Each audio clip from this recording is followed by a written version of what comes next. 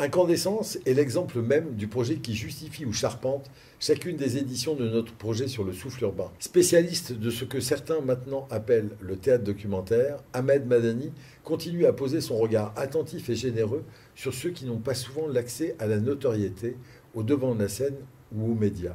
Ceux pour qui cette histoire des premiers de cordée est plutôt une sorte de blague. Pour ce nouvel opus, il s'est entouré de jeunes gens de toutes origines qui vont joyeusement témoigner de leur vie, des relations qu'ils entretiennent avec leurs parents, avec l'amour. Je vous laisse regarder. C'est très simple. Au nom de la loi française, mon père, son père, c'est le père de ma mère. Et ma mère est le frère de mon père. Ils ont fini par se marier et après on est arrivés tous les 5, comme les fruits de leur amour. Et 2 ans après, vous savez ce qu'ils ont fait, ces bâtards? Ils se sont séparés! On est entré dans la zone de non-retour. Tu sais pas où ça va t'emmener, mais tu sens que ça va être long. Il va se passer quelque chose de dingue, t'y crois pas vraiment? Et brusquement...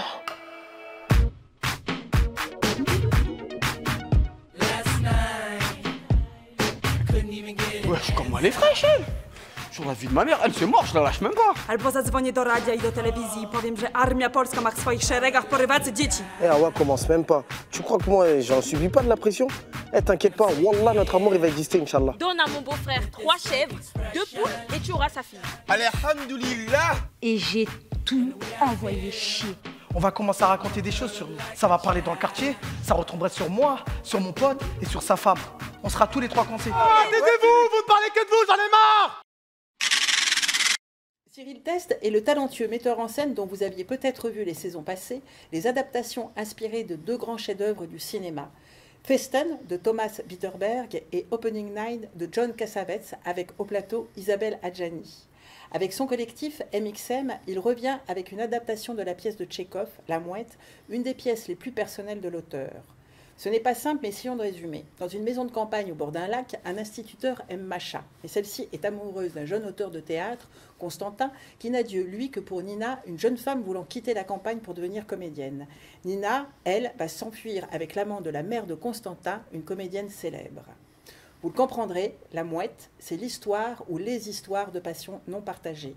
Pour cette nouvelle performance filmique, il s'agit pour le collectif de filmer, de monter, de mixer en direct. Les caméras sont au plus près des acteurs. Le plateau est ici comme l'atelier d'un peintre.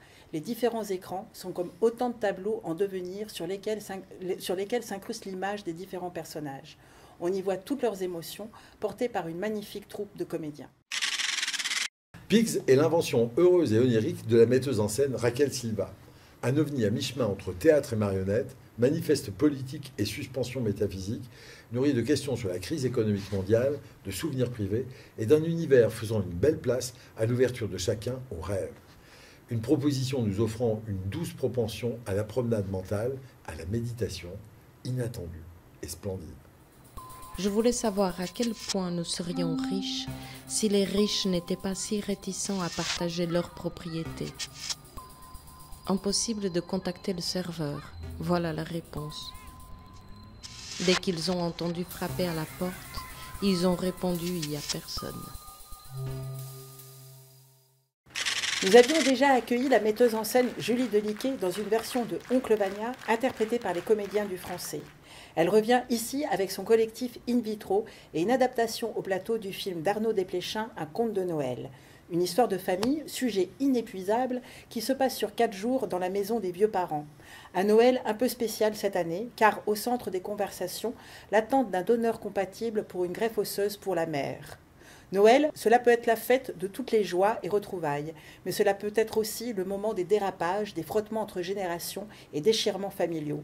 Pour entrer dans l'intimité de cette famille, nous, spectateurs, serons installés de part et d'autre de la scène du plateau, dans un dispositif bifrontal, comme on dit.